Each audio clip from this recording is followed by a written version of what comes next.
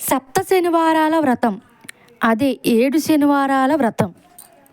ఈ వ్రతం చేసిన వారికి, విన్నవారికి మరియు చెప్పిన వారికి జన్మ జన్మల పాపాలు తొలగిపోతాయి. కోటి జన్మల పుణ్యఫలం లభిస్తుంది. ఈ 7 వారాల కథని చివరి వరకు వినండి. కథను ఇంకా ప్రారంభిద్దాం. కలియుగం మొదలైంది. నైమిసారణ్యంలో మహర్షులందరూ సమావేశమయ్యారు. వారి మనసులో ఒకే ఒక్క ఆలోచన, ఈ కలియుగ దోషాన్ని ఎలా నివారించాలి, ఒక సత్రయాగం చేద్దాం అని నిర్ణయించారు. అని ఒక ప్రశ్న మిగిలి ఉంది. ఈ యజ్ఞఫలాన్ని ఎవరికి అర్పించాలి? అప్పుడు లేచాడు భృగు మహర్షి. ఆయన మహాతపస్వి. నేను వెళ్ళి త్రిమూర్తులను కలిసి వస్తాను, వారిని పరీక్షిస్తాను అని చెప్పి బయలుదేరాడు. సత్యలోకానికి భృగు మహర్షి చేరుకున్నారు. అక్కడ బ్రహ్మదేవుడు సరస్వతితో వీణాలంగంలో లీలమై ఉన్నాడు. భృగు మహర్షిని గమనించలేదు. మహర్షితో రగిలిపోయాడు. సృష్టికర్తవనా, నన్ను గుర్తించలేదా? నేను రావడం కూడా నీకు తెలియలేదా? నిన్ను శపిస్తున్నాను బ్రహ్మదేవ, ఈ భూలోకంలో ఈ పూజలు నీకు ఎక్కడ జరగవుగాక అని చెప్పి ఇంకా కైలాసానికి వెళతాడు. కైలాసానికి చేరుకున్న తరువాత పరమేశ్వరుడు పార్వతీదేవితో నాట్యం చేస్తూ ఉంటారు. ఆయన కూడా మహర్షిని గమనించలేదు. మరోసారి మండిపడ్డాడు మహర్షి. నీకు భూలోకంలో లింగ రూపంతోనే పూజ జరుగుతుంది, నిజ రూపంతో కాదు అని చెప్పి మళ్ళీ శపిస్తాడు. ఇక అక్కడి నుంచి బయలుదేరి వైకుంఠానికి చేరుకున్నాడు. వైకుంఠంలో శ్రీ మహావిష్ణువు లక్ష్మీదేవి పాదసేవ చేస్తుండగా మాట్లాడుతూ ఉన్నాడు. మహర్షి రాకను గమనించలేదు. ఇక ఈసారి భృగు మహర్షి తన సహనాన్ని కోల్పోయాడు. నేరుగా వెళ్ళి ఆ విష్ణుమూర్తి యొక్క వక్షస్థలాన్ని గట్టిగా తన్నాడు. అప్పుడు ఒక్కసారిగా 14 లోకాలు క్షంభించాయి. కానీ అప్పుడే ఒక అద్భుతం జరిగింది. శ్రీ మహావిష్ణువు రవ్వంత కూడా కోపగించలేదు. పరమశాంతంతో లేచి భృగు మహర్షికి నమస్కరించాడు. మునేంద్ర, మీ రాకతో వైకుంఠం జన్మ పావనమైంది. మీ రాకను నేను గమనించలేదు, నన్ను క్షమించండి అని భృగు పాదాలు వత్తసాగాడు. భృగు మహర్షి ఆశ్చర్యంతో కరిగిపోయాడు. దేవదేవా, నీ వంటి సప్తసంపన్నులు 14 లోకాల్లోనే లేరు. మీరే యజ్ఞఫలానికి అర్హులు. లోకంకు వచ్చి ధర్మాన్ని రక్షించండి అని చెప్పి అంటాడు. అప్పుడే ఒక సమస్య వచ్చింది. లక్ష్మీదేవికి కోపం వచ్చింది. ఎందుకంటే శ్రీహరి యొక్క వక్షస్థలమే నా నివాసం. దానిని ఒక ముని తన్నాడు. దానిని నా భర్త ప్రోత్సహించాడు అని చెప్పి అలిగి భూలోకానికి వెళ్ళిపోయింది లక్ష్మీదేవి. ఇక లక్ష్మీదేవి లేని వైకుంఠం విహీనమైపోయింది. అలా ఆమెను వెతుక్కుంటూ విష్ణుమూర్తి భూలోకానికి వెళ్ళాడు. అదే సమయంలో భూదేవి వచ్చింది. దేవా, కలియుగంలో పాపం విపరీతంగా పెరిగిపోయింది. నేను ఈ భారం మోయలేకపోతున్నాను, నన్ను కాపాడండి అని అంది. శ్రీ మహావిష్ణువు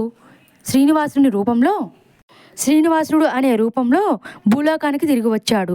శేషాచలం కొండల్లో ఒక పుట్టలో నివాసం ఏర్పరచుకున్నారు. ఇక అదే సమయంలో అగస్త్యరాజు అనే మహారాజు పుత్రకామ్యం లేక సంతానం కోసం భూమిని తుల్లిస్తూ ఉండగా ఒక బంగారుపు ఆ పెట్టెలో ఒక దివ్యమైన బాలిక లక్ష్మీ రూపంతో ఉంది. అగస్త్యరాజు ఎంతో సంతోషించాడు.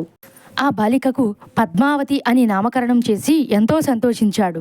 యుక్త వయసు వచ్చిన పద్మావతి శ్రీనివాసుని చూసి మోహించింది. ఆకాశరాజు శ్రీనివాసుని యొక్క తేజస్సును చూసి ఈయన శ్రీ మహావిష్ణువు అని గ్రహించి పద్మావతిని ఇచ్చి వివాహం చేశాడు. శ్రీనివాసుడు వెంకటేశ్వరుని అనే నామకరణంతో తిరుమల కొండపైన కలియుగమంతా నివసించాలని నిర్ణయించుకున్నారు. తొండమాన్ చక్రవర్తి అనే రాజు ఆ స్వామికి అద్భుతమైన ఆలయాన్ని నిర్మించారు.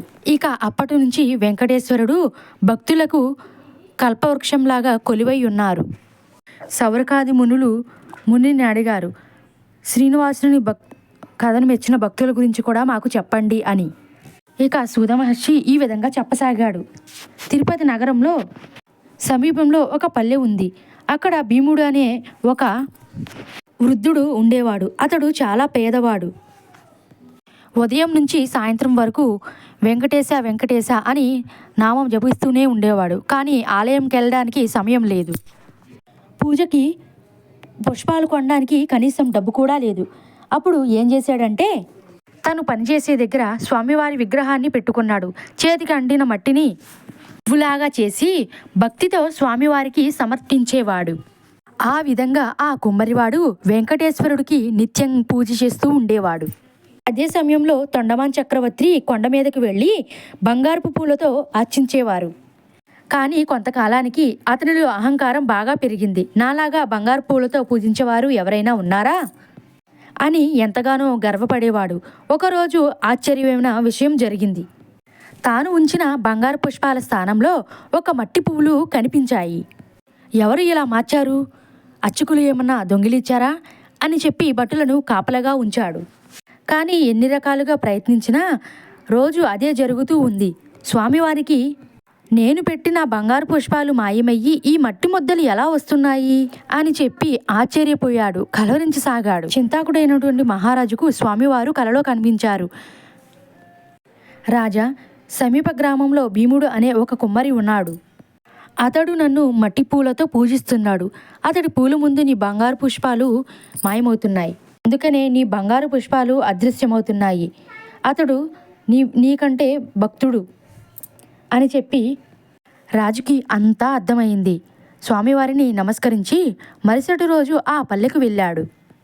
అక్కడ భీముడు ఆ సారి తిప్పుతూ అక్కడ ఉన్న మట్టిని మట్టి పువ్వులుగా చేసి స్వామివారికి సమర్పిస్తున్నాడు కన్నీటితో. అప్పుడు తొండమాన్ చక్రవర్తి ఆ కుమ్మరి దగ్గరికి వెళ్ళి, ఓ కుమ్మరి, మట్టి పువ్వులతో స్వామివారిని ఎందుకు పూజిస్తున్నావు అని చెప్పి అడిగాడు. అప్పుడు, ఓ మహారాజా, నేను చదువురాని మూర్ఖుణ్ణి, పూజా విధానం తెలియదు, పువ్వులు కొనే స్తోమత కూడా లేదు. కానీ స్వామివారిని పూజించే హృదయం ఉంది. ఈ మట్టి పువ్వులే బంగారు పుష్పాలు. ఇది నా భక్తి సమర్పణ. ఇక రాజు కన్నుల్లో కన్నీళ్లు. తన అహంకారం తనకు తెలిసి వచ్చింది. ఇక భీముడికి నమస్కరించి తన రాజ్యానికి తిరిగి వెళ్ళాడు. ఇక అన్ని కాలాలు స్వామివారిని పూజించిన ఆ భీముడు సస్యశరంగా వైకుంఠానికి వెళ్ళాడు.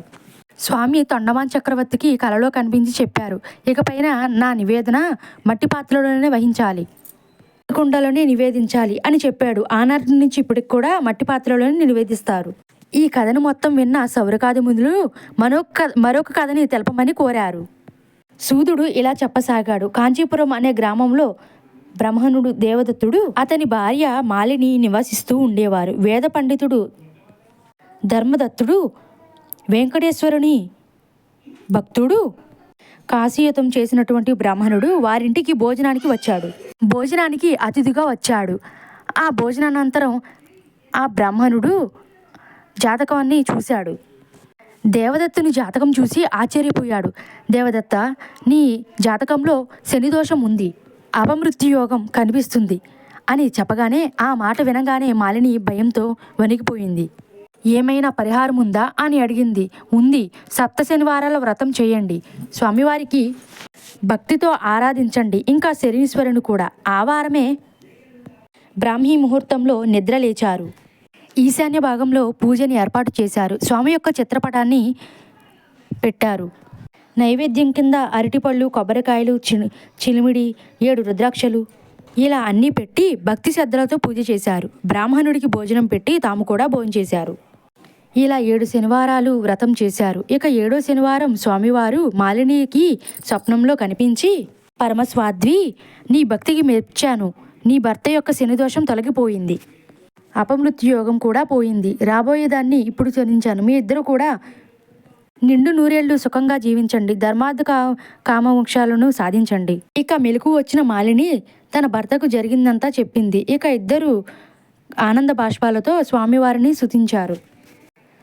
శుభముహూర్తాన తిరుమల వెళ్ళి మొక్కుని చెల్లించి అన్న సంతర్పణాలు చేశారు. ఇక జీవితాంతం వెంకటేశ్వర స్వామిని స్మరిస్తూ ఉన్నారు. యుగంలో వెంకటేశ్వర స్వామిని మించిన దైవం లేరు అని సూదుడు మునులకు ఈ కథను చెప్పారు. ఈ వ్రతం విన్నా, చేసినా, చదివినా సంతాన ప్రాప్తి కలుగుతుంది. పెళ్లి కాని వారికి పెళ్లి జరుగుతుంది. ఈ కథను 7 శనివారాల వ్రతం అని కూడా అంటారు. ఈ కథను చేసుకోండి అందరూ. ఓం నమో వెంకటేశాయ అని కామెంట్ చేయండి.